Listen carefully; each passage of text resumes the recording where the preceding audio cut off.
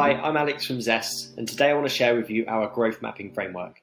This is a really important part of the work that we do when working with different clients, and it's also useful as a standalone product if you're looking to grow your own business.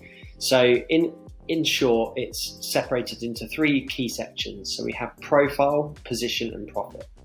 The profile section looks at your business, your customer, and your competitors.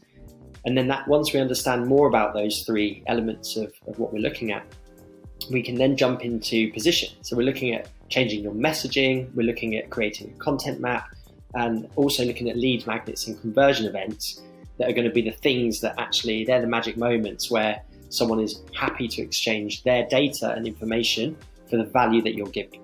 So everything leads towards a conversion then. And lastly, we have the profit section.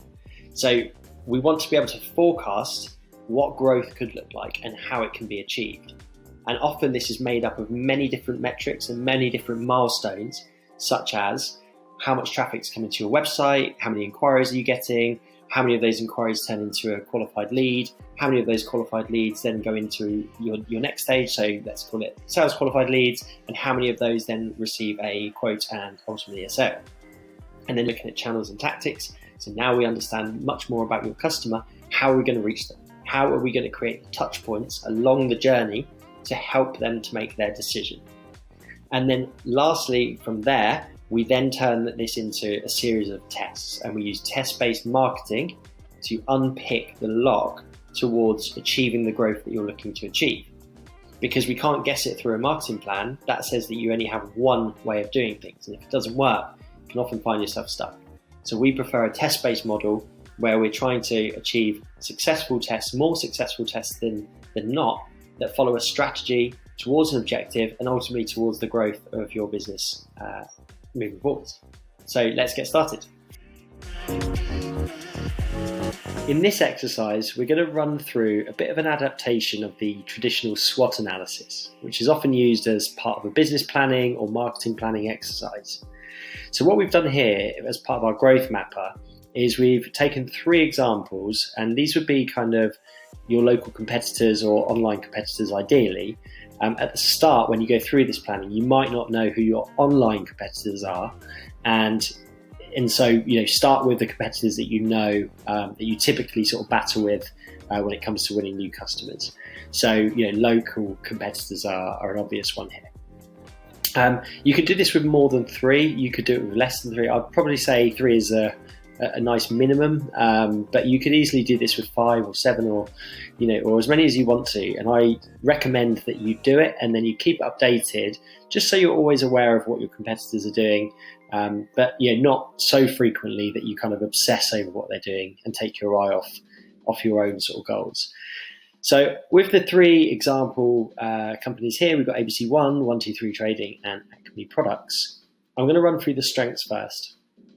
It's really important that you try to remain objective when going through these, because you want to try and extract the best insights that you can. And sometimes if you're blinded and sort of always think that the competitors aren't as good as you are, you can miss out a lot of value there. And you really want to sort of take your hat off, step outside of your business for a moment, and really just try to be as honest as possible. Your competitors are there for a reason. It's healthy to have good competition, and they're competing with you because they're doing something right. And it's important that we try to extract what it is that they're doing that you could potentially learn from. So under strengths, I've got a couple of things here that I want to pick out. The first one is looking at client base and kind of heritage, or the length of time in business. These are really good indicators. If you've been around for 10, 20, 50, 150 years, you've been successful for a reason, and you've got that kind of advantage of being a well-known, trusted company a lot of the time. At the same time, you can also, be too big potentially, or too kind of stuck in your ways, and maybe things haven't developed as quickly as you would have liked. So in this case, for ABC1, they suffer from that. This is the classic sort of big company, but the other side of things is that they also produce a high quality product, and they have really great reviews. So 5-star reviews for this product that they make. With 123 Trading, they've got a clear website, well explained and informative. and they've got an experienced team. And that's these are also common things as well, where you want to look at across the team of who you're competing against. You want to look at the website, you want to look at their marketing material. What are they offering their potential customers that you're sharing? What are they offering that you're not? And does it work? Is it engaging? With Acme Products, these guys have got a new website. So it's a new website, it's solid. Perhaps the industry hasn't kind of updated as quickly as it would have liked. Maybe you and your competitors have 3-4 year old websites, and Acme Products have come in and they've just done a big redesign. They've also got a product pricing calculator, which is really engaging. You found it engaging. You think it's going to be a great way of converting new business. These are the kind of things you want to put under strengths, because that also becomes an opportunity later on. With weaknesses, we want to look at where they are weak, and you don't want to be too critical where just unnecessarily critical. You want to look at things that are genuinely potential weaknesses amongst your competitors. So with ABC1, the lack of agility because of their size is clearly a weakness. They can't move as quick as a smaller business. They can't make decisions as quickly, and they can't change their business model or launch into a new market just as nimbly as you might be able to in this example. Another one is product quality. Is one of your competitors selling a cheaper or inferior product? Now, you need to look at that properly and make sure that it is, not just kind of claiming that it is. It needs to be backed up. But again, that provides a good opportunity for you to take those ideas forward and turn them into an advantage for you. So the next thing is opportunities and threats. With a traditional SWOT analysis, you would normally take this exercise for yourself. So you'd be able to answer these questions in a lot more detail when it's around your business. But because we don't have, we're not privy to the insider knowledge of your competitors, we don't necessarily have all the insight that we might do for our own business. So the way that we use this is to look at opportunities based on the strengths and weaknesses that we've listed out for each competitor. So what opportunities are presented to you based on those insights that you now have? So again, with ABC1, we want to show off our speed. We want to tell the world that we're an agile, small, nimble business that gets stuff done quickly. There's no red tape. Things get actioned. We're streamlined. We're lean. These are the things that you might want to play on if that's your scenario.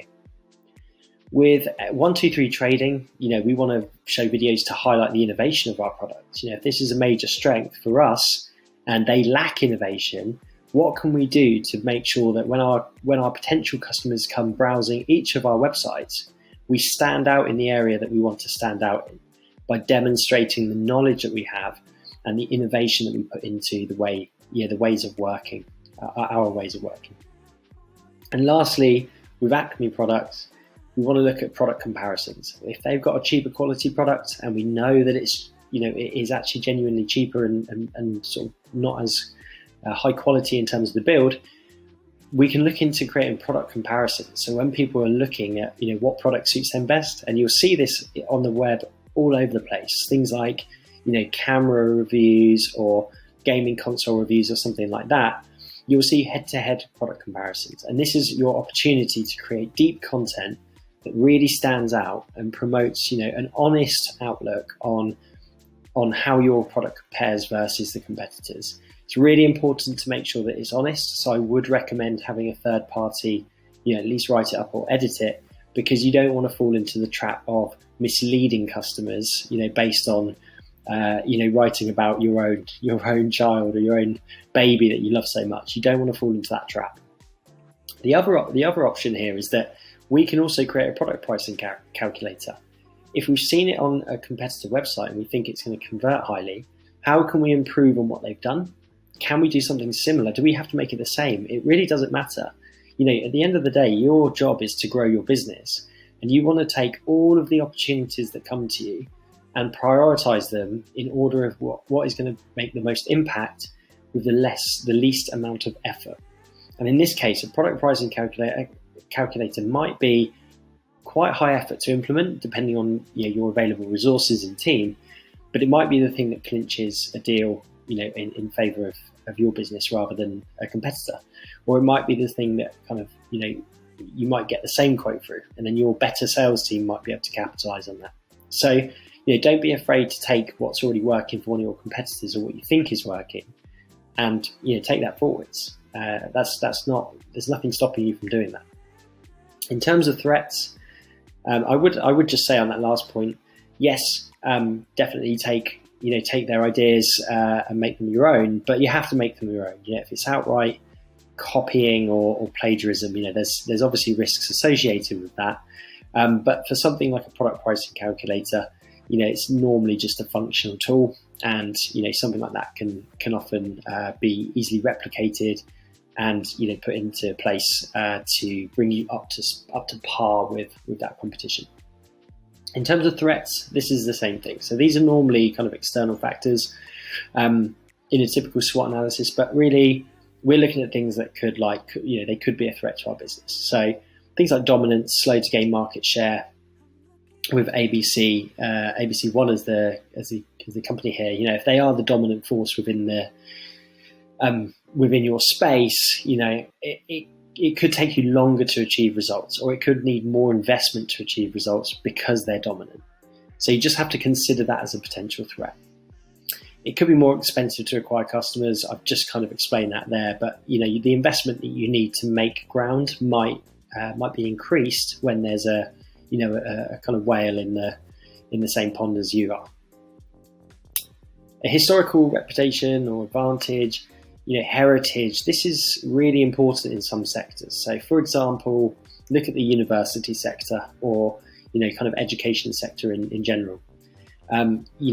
Heritage goes a long way, and reputation or kind of establishment does go a long way. And you want to make sure that when companies have or competitors have these kind of advantages, what are the things that you're bringing to the table that are new? So this is where things like innovation comes in. If there's someone that's done it for 100 years and you've only been doing it for one, why did you get into business? There must have been a reason.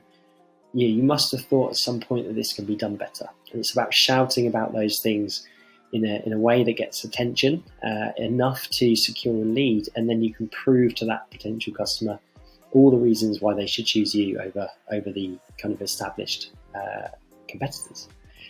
So when it comes to things like a new website, if a new website has come into your landscape and one of your competitors has invested here, it might be the perfect time to realize that you might need to reinvest and join them with a new website.